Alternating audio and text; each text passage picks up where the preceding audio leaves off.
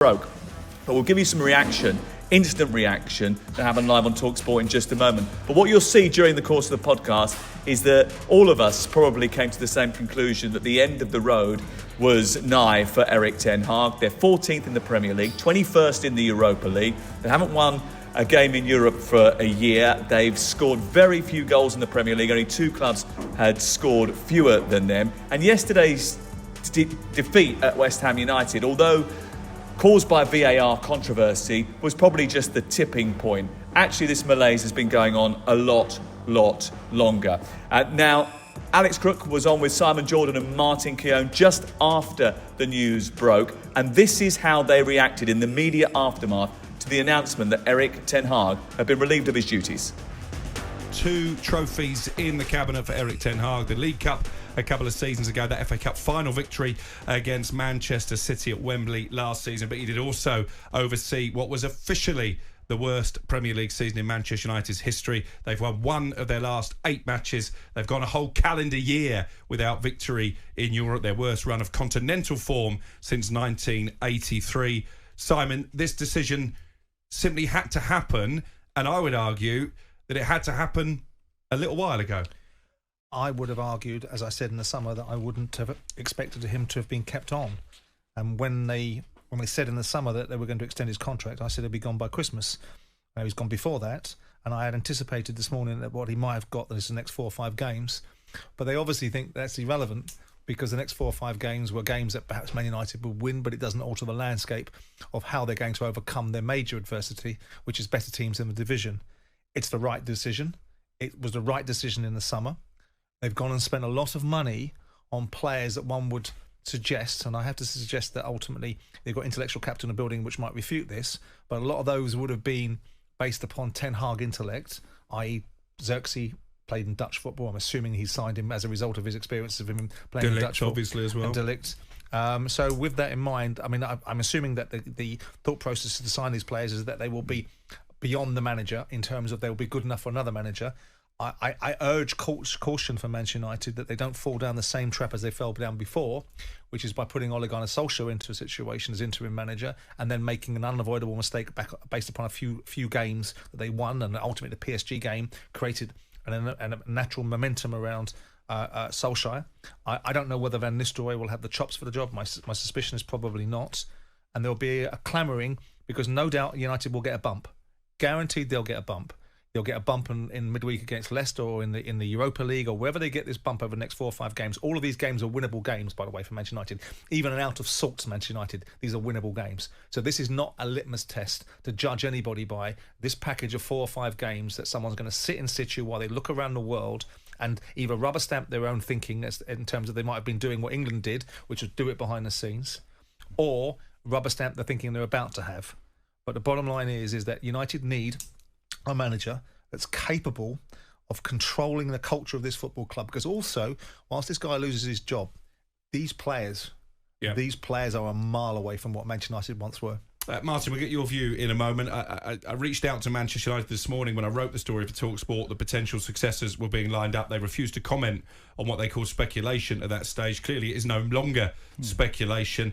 And actually, United sources telling me this morning that this is a unanimous decision, a difficult decision, but a collective one by Ineos and the new hierarchy at Manchester United. They say we wanted to give Erik the opportunity to work within a new sporting structure, but ultimately neither the results nor the performances have been good enough across last season and into this one. They say Ruud van Nistelrooy will take charge of the team in the short term while a permanent successor is appointed. Your immediate reaction, Martin Keown. Erik ten Hag, for those of you just joining us on this Monday morning, sacked by Manchester United in the last few minutes. Well, I mean, it's just obviously all of us can't really believe how long he lasted in the job. And this group of decision makers have finally made that decision, the very obvious decision.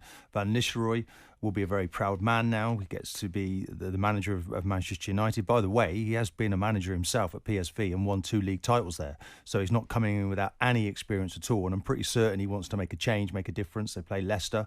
There's a sudden bounce in their step now, maybe, for Manchester United fans. As we said, we had despair on the phone call this morning. Manchester United fans at the end of the tether. It was the obvious decision to make. Let's see what decision they make next. But Van Nistelrooy is the man in charge for now. And of course, their next game against Leicester will be live on the talkSPORT network this Wednesday night. It's a League Cup game that takes on a whole lot of added significance. Well, it's fascinating, and it's something that we've been talking about for a long time on the podcast, so it's no surprise to anyone that this decision has happened. Not maybe a bigger surprise is the fact that it hadn't come sooner. Obviously, we'll debate that in detail on the next podcast, but there is a reference to it. Maybe we saw it coming when we get to Manchester United against West Ham a little bit later down the road. But we start with the big top of the table clash at Arsenal. Yes, certainly Arsenal 2, Liverpool 2 stole the headlines, but there's a lot to come from Manchester United, from Chelsea, and from Manchester City as well. And I just wonder, looking at this game, whether Manchester City are sitting at home tonight, rubbing their hands with glee, thinking, yes, we're back on top again. Because truly, they probably were the biggest winners from the weekend, weren't they, Crook? Yeah, absolutely. It was a result that suited them. Pep Guardiola, after they beat Southampton, albeit narrowly, suggested that he would be basing his Sunday plans around watching that game. And I'm sure the glass of Spanish red went down very well at full time. But I think it's probably a better point for Liverpool under the circumstances, maintains their impressive start to the season, and they had to come from behind twice. But despite the controversy late on, I still can't get my head around why Anthony Taylor whistled for that disallowed goal rather than just letting the play come to a natural conclusion so that VAR could have a closer look. I think ultimately a draw was a fair result. Arsenal were the dominant force in the first half, and there were times when Liverpool were just staying in the game, but I thought Liverpool were much improved in the second half and deserved to come away with something. Yeah, it really was a game of two halves. It certainly wasn't the biggest controversy of the weekend as far as VAR is concerned as well. We will get onto that in the next few minutes. But it was interesting, wasn't it, Kevin? Because from a refereeing point of view, he didn't give himself any wiggle room. And we're constantly being told, give yourself thought, give yourself time. But because he blows the whistle, he says, or they say, for the foul by Jakob Kivior just prior to the incident with Kai Havertz, it means that when the ball goes in the net, arguably the Liverpool players have already given up anyway, and there's no chance for VAR to intervene. If he allows that to go, we can see the play develop, and then we can find out what happens next and whether or not it's the right thing or the wrong thing to do. What was your view on it? Because my view is that initially he'd given it for the handball or the perceived handball by Havertz, and I thought, well, that's not handball. And then it emerged that he'd blown the whistle a little bit. Well, he said a little bit earlier for the foul by the pole. What was your view? Yeah, I think that, he made it clear to the players. You could see him saying, I blew way before. Yes. It was nothing to do with, a perceived handball or anything like that.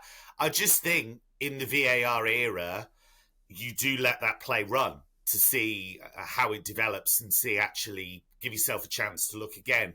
But I think this actually crystallises the problem we've given referees. I think we've made their job so much more complicated. I think the fact that he's got to think, is that a foul? And then he's got to think, well, if it is a foul, do I let it run? Do I actually give myself a chance to have another look on a monitor? And then what's the high bar? Can I be overturned? It's a mess.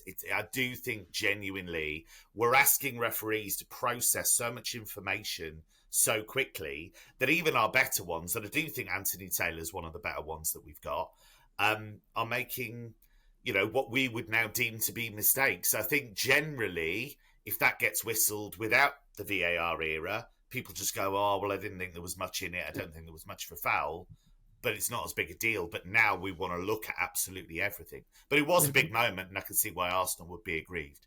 Yeah, I mean, the other question, I suppose, is that are we really giving them more to think about, or are we taking stuff away from them? Because you could argue that what we're actually saying to Anthony Taylor is continue unless you see something that is glaringly obvious in a moment like that where you need to blow your whistle. You've got the safety backup of the VAR. You should be able to use it. Maybe the mechanics of the VAR are actually a real problem here. And that we were talking about empowering referees, and we'll talk later about hierarchical referees and who's the top one, and does the number 8 or the number 9 in the list feel a little bit subservient to that fella. But ultimately, if you empower a referee and say, you're in charge of this team, so whether that's the VAR, whether that is the assistant referee, the fourth official, or whatever, you are the chief executive of that team of referees, and you can do whatever you need to get the right decision. Anthony Taylor can go, play on, let me see it, let's see what goes on, Okay, it's ended up in the net. Hold there. I want to have a look at it again because I want to see whether or not that is a clear and obvious foul. My initial thought is that's a foul. So I'm going to disallow the goal because of that foul. But I'm going to go back, have a look at it, and then I can decide whether or not I think it was or not. Then we're just letting the game go. We're seeing how it pans out. And then we're going back and going, I'll check it on the basis of that. In another circumstance, if he just allows it to go and it goes in the net, and then David Coote or whoever it is who's back in the VAR hub can turn around and say, actually, Anthony, I think there is an infringement there. You might want to have a look at it. He can say, okay, all right, I'll come over and have a look. But the problem at the moment is that you can only get involved if you're a VAR. If there's a clear and obvious error, the referee can't instigate a check. So therefore, they have to make all the decisions in real time. Why? They don't need to make the decision in real time. They can allow it to go and then go back and revisit it. You might argue then you get more of a stop-start game, but at least then you get to see probably more goals, or you get to see a freer flowing game rather than a referee intervening in this moment just a little bit too early and too eager to blow their whistle. I don't think it necessarily changed the result anyway, because I think that Arsenal probably will feel as if they had the better chance in the first half and Liverpool the second. Great free kick from the Gunners. They tried it twice and eventually it came off. But talk to me about what the result means for Arsenal, because there's been sort of jibes at Mikel Arteta that he's the new Jose Mourinho. But Jose Mourinho used to win Premier Leagues, Crook. Yeah, it's only 3 wins in 7 now, I think, in the Premier League, and they weren't great against Shakhtar in the week either. I think genuinely they can point to their injury list. They've really missed Ødegaard, and we saw the difference that Saka makes for Arsenal as an attacking force yesterday. Defensively, it was the walking wounded, wasn't it, by the end of that game? You had a kid at left back, you had a midfielder at right back, you had Ben White playing centre-half where he's not played for Arsenal for a long time. So I think if you take that in isolation, a point at home to Liverpool with so many issues is probably not a bad result. But you're right, Manchester City, the big winners, and Arsenal just need to get their players back and find a bit of momentum again to get a bit closer in the table. Yeah, those defensive concerns have really sort of come to the fore in the last 24 hours. You think that they lost Gabriel, Timber in the second half of that game. And the moment where they concede the equaliser is because Lewis Kelly has gone steaming forward up the pitch, left a bit of a gap. Kivior hasn't come across to cover him. And there is a space for both Nunez and for Salah, probably too much space. And then they get that goal after Martinelli actually loses the ball high up the field. And Martinelli isn't free of blame there either. Look, it was a fiery fixture, and Arne Slot wasn't happy afterwards about some of the time wasting, Kev. No, and it's a yellow card in back-to-back Premier League games for him now. He's supposed to be the calm one, isn't he? Isn't he supposed to be the really measured, calm guy? I think he was keeping it under the surface. Yeah, it's like, I think so. I thought Liverpool actually, the way they approached the second half, I was impressed. I feared for them at half-time because I thought Arsenal had control. I thought when their second goal came, it was deserved. They tried that set-piece a few times. I mean, 24 Premier League set-piece goals since the start of last season? That's extraordinary. Impressive. That is absolutely extraordinary. So you have to give them immense credit for that. But I thought they stepped off a little bit second half. I think the changes obviously feed into that. Already didn't have Saliba.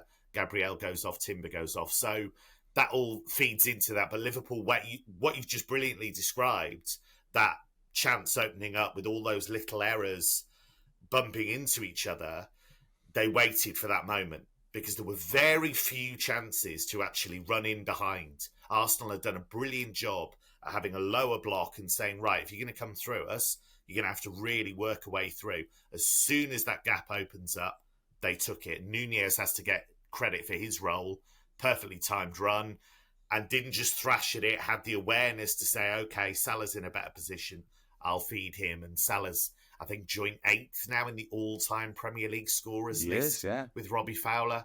That's a hell of an effort. Yes, I think it's 163 goals. He's done very well, and he'll go above Robbie Fowler, I'm sure, in the next couple of weeks too. So congratulations to him. He always seems to score against Arsenal, and I'm sure the Arsenal fans are sick of the sight of him. But let's see what happens with them over the course of the next few weeks, because I think both Arsenal and Liverpool got some key fixtures upcoming over the next few weeks. Arsenal have got Chelsea in a couple of weeks as well. So there's a lot of big fixtures to come, which will give us an indication just how much of a title challenge those two clubs can mount to Manchester City. We'll get on to Manchester City, who had a rather routine win this weekend a little bit later on. But let's head down to the London Stadium, where West Ham beat Manchester United by 2-1. We will talk about Erik ten Hag. We will talk about the frustrating nature of their finishing in the first half. We'll talk about the fact that they've only scored more goals than two other Premier League clubs this season, Southampton and Crystal Palace. But the VAR decision to give West Ham a penalty in this game is nothing short of scandalous. This is not a high bar. This is a world record setting high jump, javelin, whatever you want to call it. It is an utter disgrace to get involved. What on earth has Michael Oliver seen? It's bizarre. You know, it's never been a penalty. The fact that not one but two referees have seen it on a replay and decided that there was significant contact there to point to the spot at such a key moment in the game is beyond me. And I understand Darren Fletcher's frustrations. He might be heading for another FA charge, but they can't tell us on one hand that the bar is high and then give decisions like that. It's laughable. We'll come on to the stats. What it does do is it gives Erik ten Hag an excuse for another defeat. But yeah, it was a really poor call. It doesn't really give him an excuse for another defeat. I'm sorry. And a 92nd minute penalty against West Ham United probably shouldn't be required anyway. It should have been out of sight by then. And the problem that they've got is they don't score enough goals. Again, we'll come on to that in just a second. But just on that decision again, Kev, because you were shaking your head there as well. I mean, my problem here is that we were told that we're going to stick with referees' call at all times unless there's a glaring error, unless there's something clearly wrong with the decision. There's nothing clearly wrong with the decision. The ball's bouncing around. Two players are both going for it. It's a little ricochet of the ball. It's spinning all over the place. So there is going to be contact in the box. Any contact in the box is not a penalty. Yes. Any contact anywhere on the pitch is not a penalty. That is not the rules of the game. It has to be a foul. That was not a foul. It was a coming together of two players. And I understand why De Ligt was absolutely baffled by it. I'm surprised that he didn't get himself in more trouble because I would have lost my head in those circumstances. Because it's the time of the game as well. You've got to be majorly sure at that time of the match. You know it's a winning goal you're giving. Well, he's pointing over at the monitor, De Ligt, and saying to the other officials, look, I've barely touched him. So it was a really strange moment, I thought, because I think you nailed it there. Not all contact in the box has to be a penalty. I think we're slowly moving away from that. I think we're moving away from this idea that players will come into contact with each other in going for the ball. And what is Danny Ings actually going to achieve in the penalty area anyway? Because the way he runs in, the way De Ligt runs in, it's just bouncing around. So I completely agree. I was amazed that the VAR got involved, and I was amazed that David Coote didn't uphold his initial decision, because you are allowed to do that if you've had another look. Just because you go to the monitor doesn't mean that you have to overturn it. So I thought it was an extraordinary display of officiating, and I think a real shame, actually, because that has decided a game, and that kind of thing should never decide a game. No, and it brings us back to this age-old argument: who's really in charge? Because it looks like that 100%. game's been re-refereed. It looks like Michael Oliver has said, look, you know, I'm the best referee in the country. Everybody knows it, and I've decided that that's a penalty, and I'm setting the tone. And David Coote, who's probably 8 or 9 on the list, turns around and says, do you know what? He's better than me, because everyone says he's better than me, and I probably need to listen to him, and he's got seniority, and I'm subservient to him. Now, I'm not saying that was the case, but that's got to be playing in their mind at some point, hasn't it? Yeah, absolutely. And I guess this comes back to the argument that maybe the VAR room should be full of completely independent referees rather than almost like a schoolmaster, you know, judging their pupils, which is what it felt like in this game. So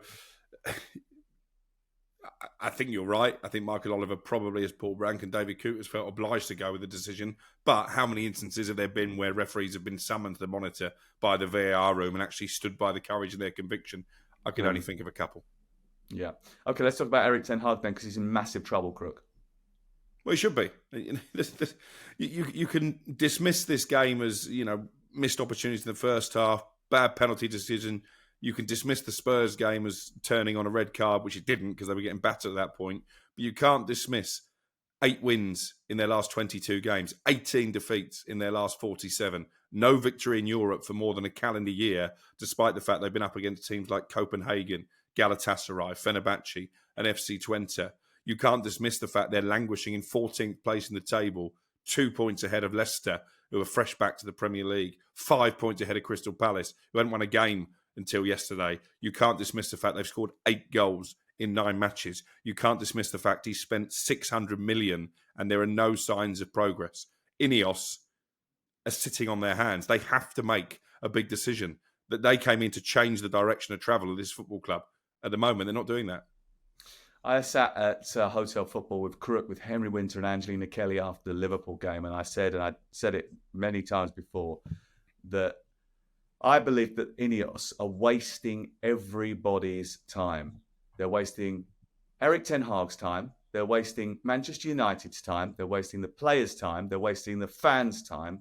They're wasting our time because he is going to get fired. They are going to replace him as soon as they find somebody else who's more to their liking.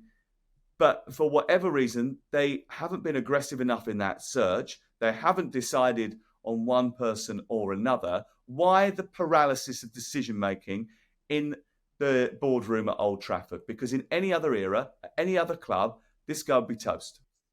Yeah, I was really surprised that he was kept on in the summer.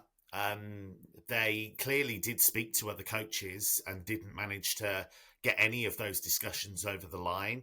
I think they've missed out on hiring somebody like Thomas Tuchel, who's since gone on to take the England job. I think there was an opportunity there. I know he's abrasive. I know he's demanding. But I actually think that club needs somebody like that to shake a few players up, to shake a few executives up. And maybe they didn't want that, ultimately. Maybe they didn't want to be challenged in that way.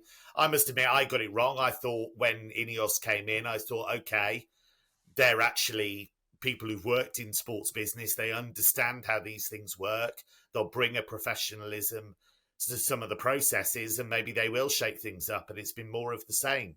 And I just think with Ten Hag, he's becoming increasingly more unusual, I think, in his dealings with the media because he is effectively a hunted man. He knows that he hasn't got that long left and the players know it too. And we all know this. We've been in football for long enough to know as soon as players get a sniff that you're probably going to be gone before they are, how can you have any real authority? So it's an untenable situation long term. I understand exactly what you're saying about his odd dealings with the media. I actually think he's a relatively nice guy. And if you spend any time with him away from the cameras and the microphones, actually, he is probably a genuinely good guy. He's trying to do a good job, whatever. And it's been difficult circumstances for him. He's had lots of hurdles. It's been incredibly hard. It is. But Manchester United is the biggest club in the world.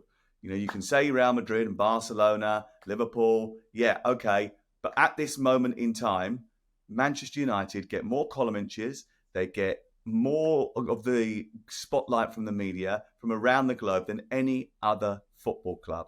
It's absolutely imperative that you are completely in control when you are facing the media, when you're facing your players. And he doesn't have that. Also, you are the front of house of the biggest club in the world. And you are not selling it to me that you are proud, you are excited, you are having a good time being the boss of Manchester United. We were both in Istanbul this week and he walked into the press conference room prior to the game against Fenerbahce. And we'd had Jose Mourinho, who was reveling in the spotlight earlier in the day, you know, sitting there as if it was the greatest comeback of all time. And he was getting on the stage again and the lights were all going off. And then a few hours later, you had Erik ten Hag, who was giving 4-syllable answers to every question and couldn't wait to get out of there and giving off a vibe, a negative vibe that they didn't want to be there. And I don't think you can give that off when you're Manchester United. This is a massive club. It's a massive brand. It's got a huge supporter base. You've got to embrace that weight. It's exciting. You should be unbelievably proud to have that crest on your chest.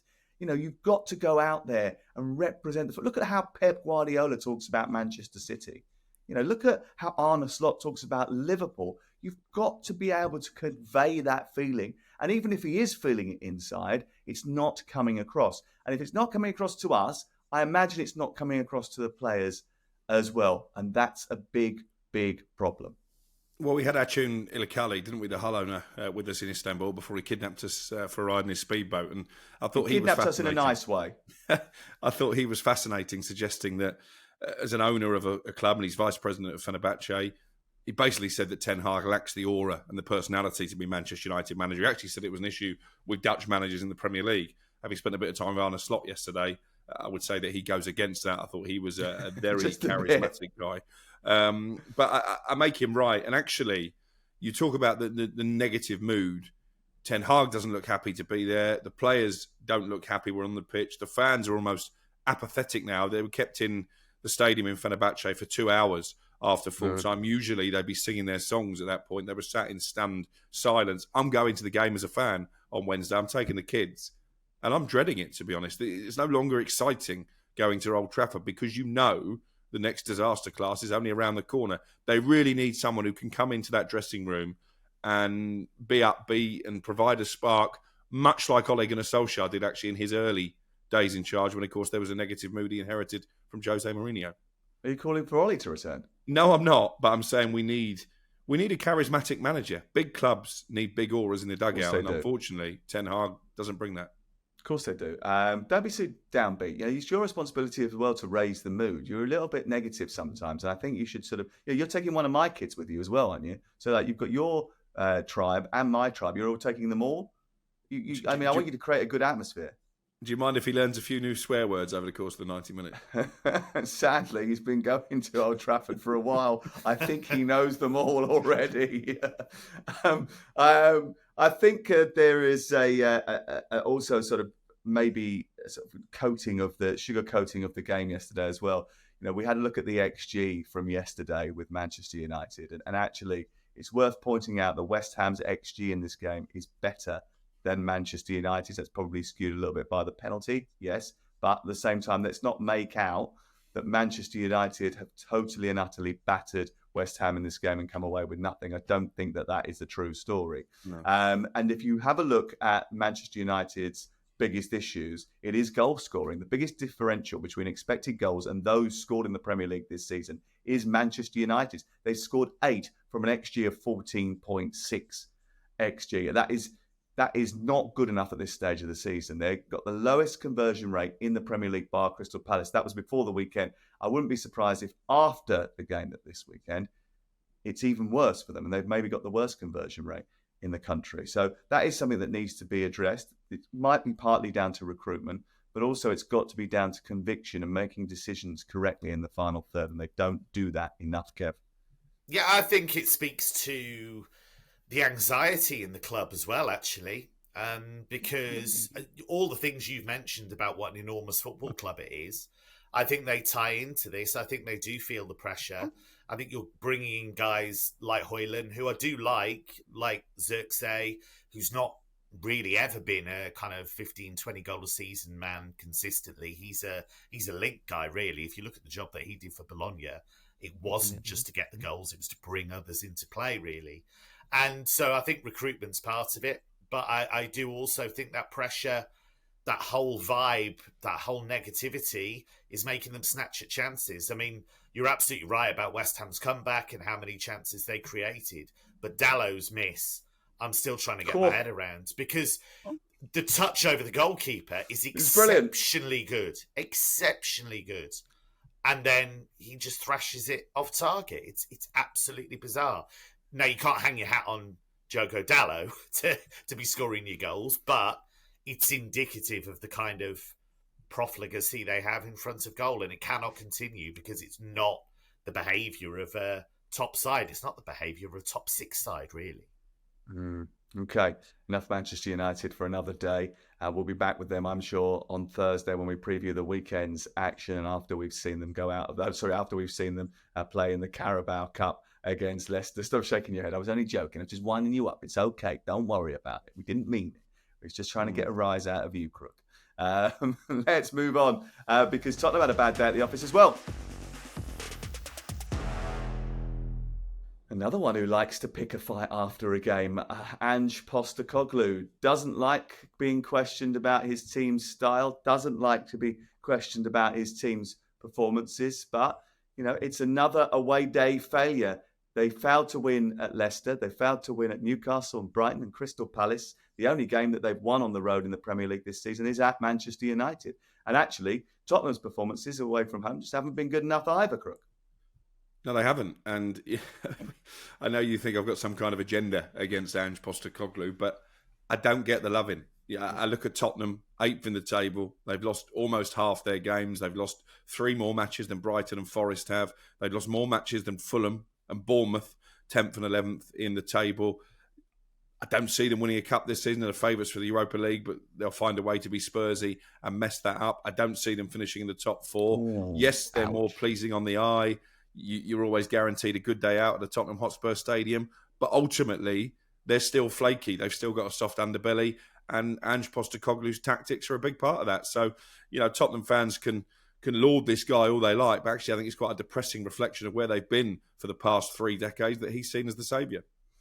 I think he wants to be taken seriously as a football coach, and he doesn't want to be caricatured as sort of like I don't think he wants to happen to him what happened to Jesse Marsch, because Jesse Marsch was almost sort of pinned as like a Ted Lasso figure coming in from America. And I think he wants to avoid it's becoming sort of like the Australian version of that. So he's trying to be serious every time he speaks. So I'm not sticking up for the way he behaves post-match, because actually he's very spiky in post-match interviews and press conferences. And I think it's unnecessary and it doesn't do him any favours.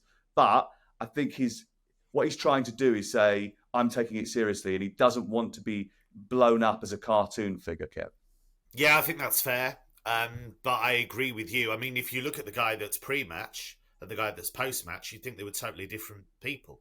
I mean, it's really quite a bizarre shift, really, when you think about it. And I think he's got to learn that's almost a tactic. If you're really sullen and difficult to deal with after matches, I don't think that works for you in the long term, ultimately. And, I know Pep can be an awkward character. You guys will know that a lot better than me.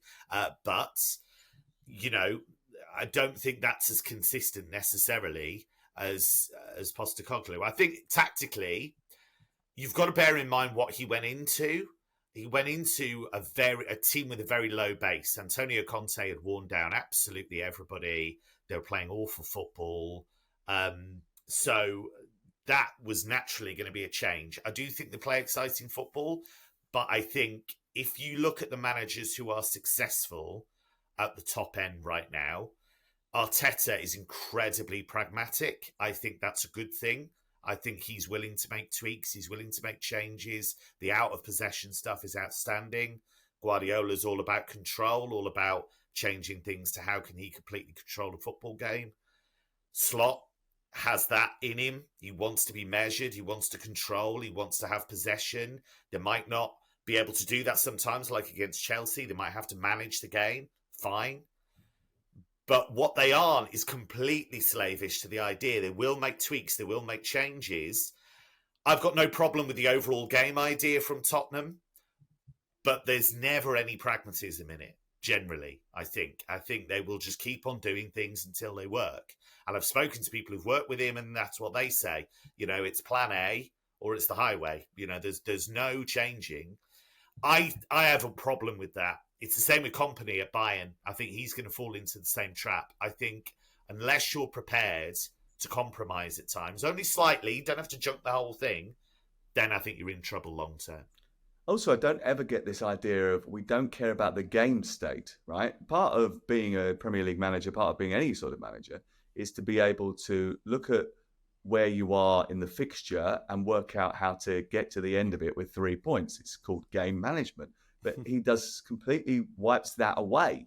And he says, I don't look at the scoreboard. I don't look at the clock. We don't play to the clock. We don't play to that just makes no sense to me whatsoever. And I don't think it makes sense to anybody, because ultimately, and I'm reading a book about this at the moment about analysing football and how you sort of look at the key principles and how you sort of dissect a football match. But the ultimate analytic tool is the scoreboard, right? So let's remember that the point of the game is to win. That's number one. Everything else is kind of irrelevant after that, because that's the object of the game. So the idea that you can be in a match, coaching in a match, and not care about the score or the time that's left in the football match seems a bit strange to me. It is very odd. What also seems strange to me is that Oliver Glasner took until this game to really put his faith back in Jean-Philippe Mateta. I know he was tired because of the Olympics. I know that he had a little bit of an injury, but he was ready to go a little bit earlier than this. They should have used him because he scores goals. He scored a goal yesterday. This is his 5th of the season already. He scored goals in the Olympics. He got 14 between February and May last season. He's got to start. It does sort of beg the question what they're going to do with Nketiah and Ismail Assar and how they get that all in. I think that's been a big problem for him. He doesn't really know how to use all of his treats. No, and I think in the case of Nketiah, he actually rejected Palace much earlier in the window. So I'd imagine that the change of heart was because he'd been promised that he would be the main man, he would be the number 9. So I think that in itself could create an issue. But it feels like a big win, doesn't it, for Glasner? Because we ran the story last week that pressure was beginning to mount at boardroom level. Maybe David Moyes and Graham Potter were being eyed as potential replacements. But this just calmed the noise a little bit. And obviously it's a statement victory against a London rival and against a team that wants to be challenging for the top 4 this season as well. Absolutely. Spurs side now got to brush themselves down as they head to the Carabao Cup game against Manchester City. Now, obviously, he said he wants to win a trophy, and this is a trophy. He's going to come up against the academy team of Manchester City. How many top quality players will Ange Postecoglou risk in this, Kev, do you think? Because it's an interesting approach. He knows already that Pep Guardiola is going to play the kids. This should be more important than any league game that they play this season, I have to say. I think the most important thing, actually, for Postecoglou is to go deep in some kind of cup, whether it's in Europe, whether it's the FA Cup later in the season, whether it's the Carabao Cup. I think that will make such a material difference to his authority as a coach. It'll make such a material difference to the football club, because all of that talk about Spurs never win anything, blah, blah, blah, they need trophies, that will all go out the window, I think. So I think that, and he needs to be seen to be taking it seriously. I find it incredible when managers don't do that, when you have coaches who just go, well, it's not the priority, we made 7 changes, we need to rotate, blah, blah, blah. No. This is probably your only chance of any kind of glory. You know, managers who are realistically going to finish 10th. I'm not saying that's Tottenham, but just in general, kind of mid-table managers, why would you not pick your best team for these games? It's optics again, isn't it? And we had it last season. Remember, we went to Fulham and they lost that game. And I said at the time, I don't understand that early in the season why you wouldn't pick your best team. You've got so many players available to you. Why would you not do that? I don't get it. And he didn't. They went out. And I think actually that came back and haunted him later in the season when everything else fell away. You know, I don't think you can dismiss the Carabao Cup. Jose Mourinho, Pep Guardiola have always put a stop by it, especially when they first got into the league, to try and do something with it. Even Klopp did that. Klopp sacrificed the FA Cup, but he'd always do something in the League Cup because he knew that if you put the trophy on the board that early, the pressure is off for you. The pressure is off. I don't understand why they don't do it. Let's move on because Chelsea beat Newcastle by 2-1. The headline figures are 32 goals in 56 games. That's Cole Palmer. But that tells you only half the story because he doesn't even get an assist for his most magnificent piece of play in the game yesterday, right? It doesn't even go down the statistics. You can't find it anywhere. You're not getting any fantasy points for that, right? But that is the best ball of the season so far. He is undoubtedly a genius. I absolutely adore this kid. He is terrific. He is off the charts good. Like he talks about Gianfranco Zola being a FIFA icon, but let's be clear. You're in that bracket, fella. You are in that bracket. He is 100% an absolute ledge already. I love him.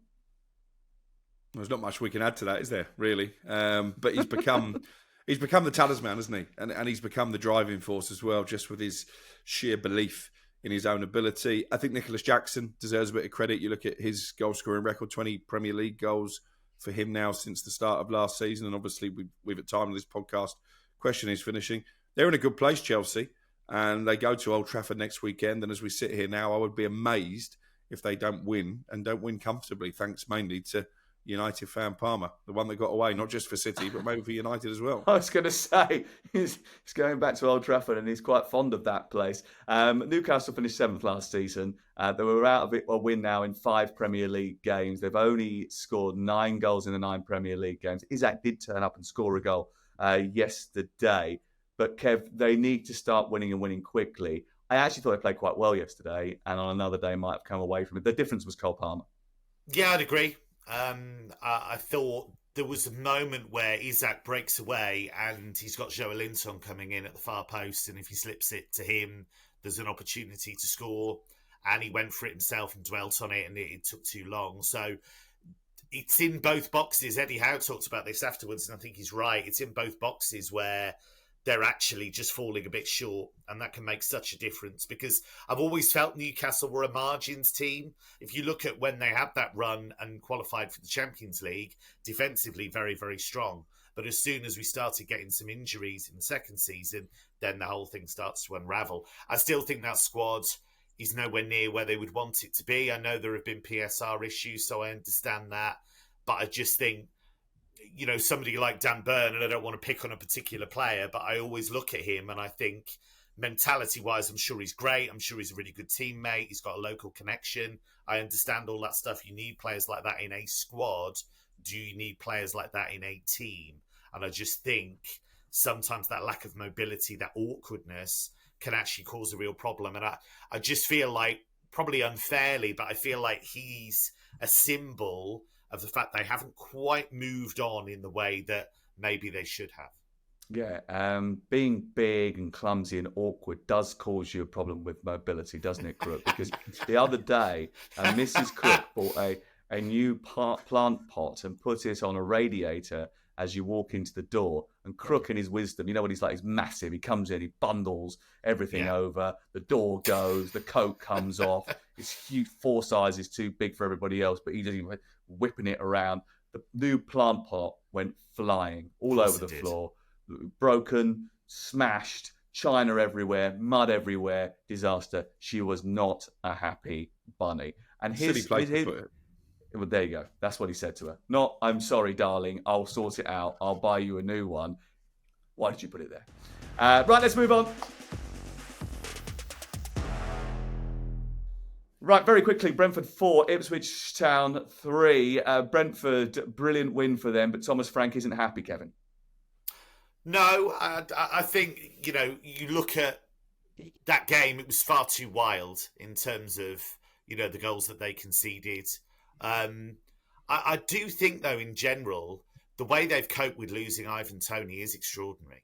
If you look at how they've developed Wissa and Mbeumo, I mean, Mbeumo, low-key, has been an incredible Premier League player for ages. And what about his penalty technique? He's basically taken it out of Ivan Toney and injected it into himself. Yeah, and you just want players, ultimately, who affect the game. That's what you're looking for. Who affects the game on a regular basis? Wissa does. His improvement under Frank has been amazing. And Mbeumo does as well. Keane Lewis-Potter, I think, is starting to move into that category as well. He's having some excellent displays, I think, in general. I think what this speaks to as well, and I always wonder about this when I see Thomas Frank linked with jobs like Manchester United, for example, what he is absolutely a developer of talent. And that goes back to his career as a youth coach originally, and he's taken those kind of principles with him. And I think he's perfect for Brentford. I'm not saying you should never have ambitions to go higher or bigger with respect to Brentford, and I think he will take a top job at some stage. But that always kind of sits really neatly with his way of doing things, that he can take players, really develop them. Yes, some are going to move on, but he won't be happy about the goals they conceded. He won't be happy about the fact that even down to 10 men, Ipswich was still competitive and nearly managed to grab a point. So they could do better, but they look like they're in a good place to me, Brentford, at the moment. Yeah, and Ipswich actually hit the post just at the very end of that game. Could have stolen a point. I think difficult with Ipswich, isn't it? Because actually they score goals. They look like they can be a threat. They probably concede too many, but at least they're giving it a go. And I don't think their fans will be too disappointed with the way they've started the season, even though they've had some difficult results. Let's see what happens to them over the next couple of weeks. But there is developing a little bit of a gap at that bottom of the table, which I was a little bit concerned about a couple of weeks ago with the bottom four. And I was just having a look at the table.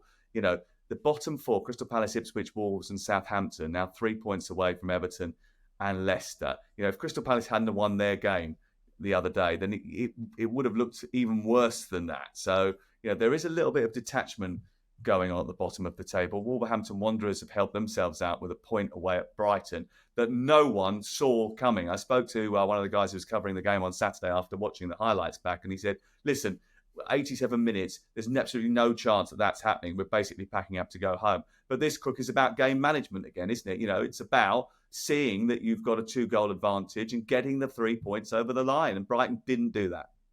No, they didn't. And obviously they had that 4-on-1 right at the end of the game when Mats Vifa gave the ball away, and he'll get a lot of stick for that. But actually the question is why they got 4 people committed upfield at that stage in proceedings anyway. Wolves break and equalise. It reminded me a bit of our colleague Troy Deeney in that goal for Watford after Leicester had missed the penalty all those years ago, because it was such a dramatic moment. But this is becoming a problem for Brighton, dropping points at home against teams they should be beating. They did it against Ipswich when they drew 0-0, against Nottingham Forest to a lesser extent, because Forest are obviously having a really good spell at the moment. But they will see that as 6 points dropped. And if you give them 6 extra points, they'd be joint second in the table.